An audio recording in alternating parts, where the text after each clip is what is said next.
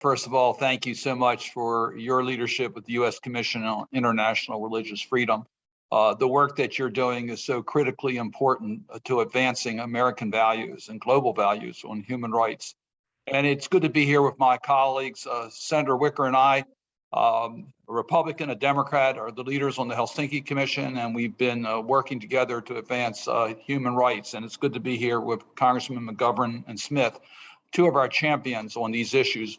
We have worked together in regards to targeted sanctions, the Magnitsky statutes, et cetera. That is the subject matter of your hearing today.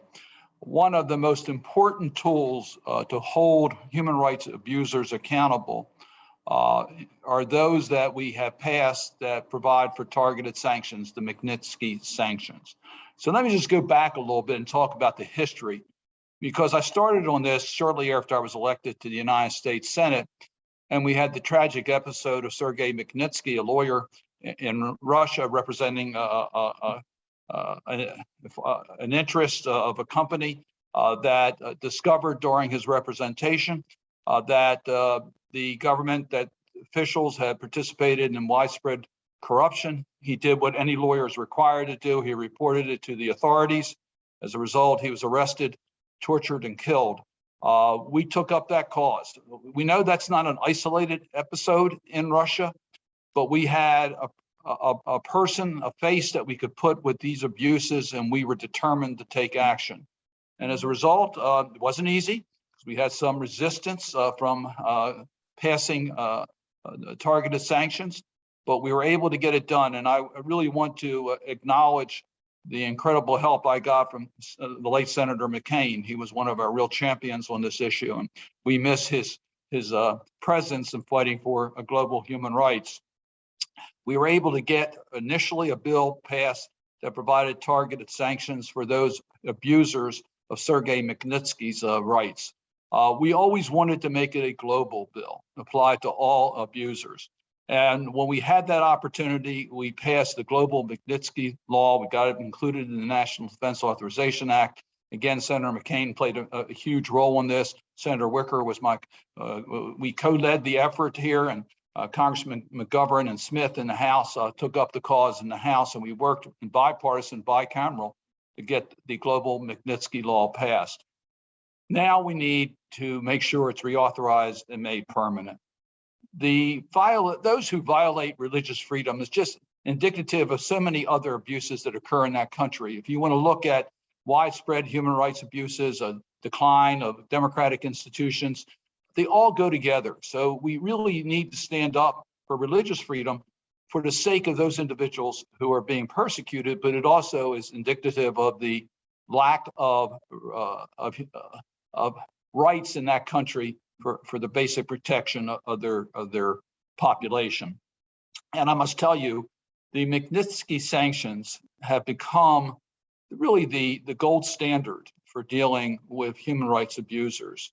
The advocacy community, the human rights defenders, they know Magnitsky. They know how important it is in their work to try to protect human rights in their country. But the abusers also know how important this statute is. We know it was one of the first issues mentioned during the summit between President Putin and Trump. We know that individuals do not want to get on that list. They don't want to be named and shamed.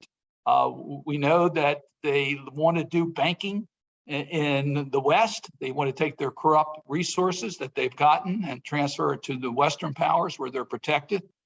We also know they like to visit their properties in our country. So when we restrict their visas and their banking privileges, it really hurts.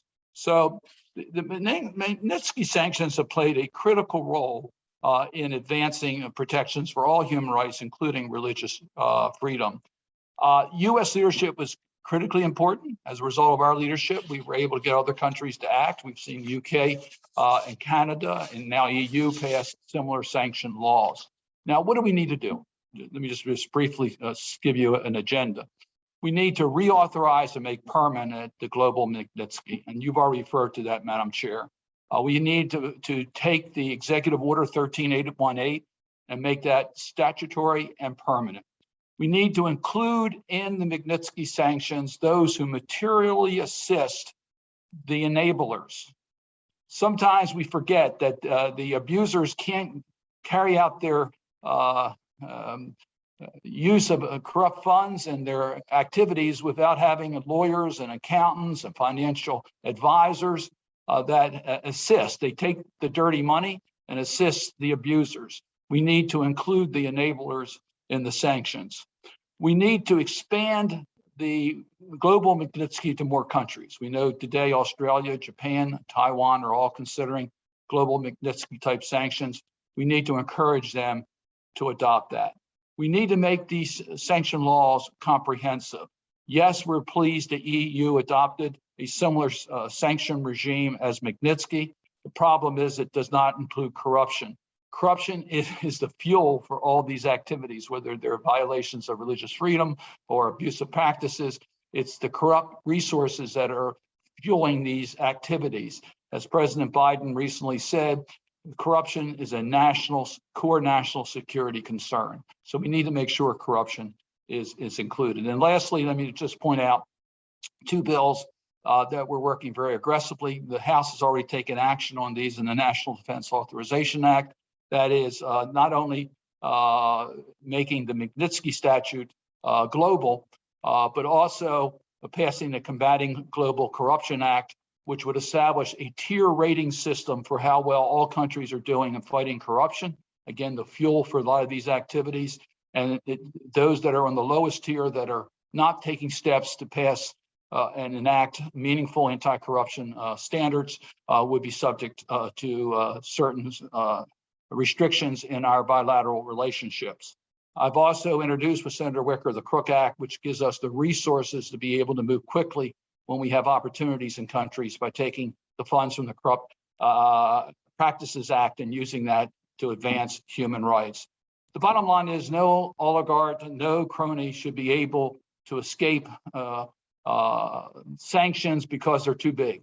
We need to be able to act with unity in the international community to advance the protections of human dignity. Human dignity is a critical part of saving our democratic societies. So once again, I want to thank you for your leadership in advancing religious freedom and human rights and holding this discussion today.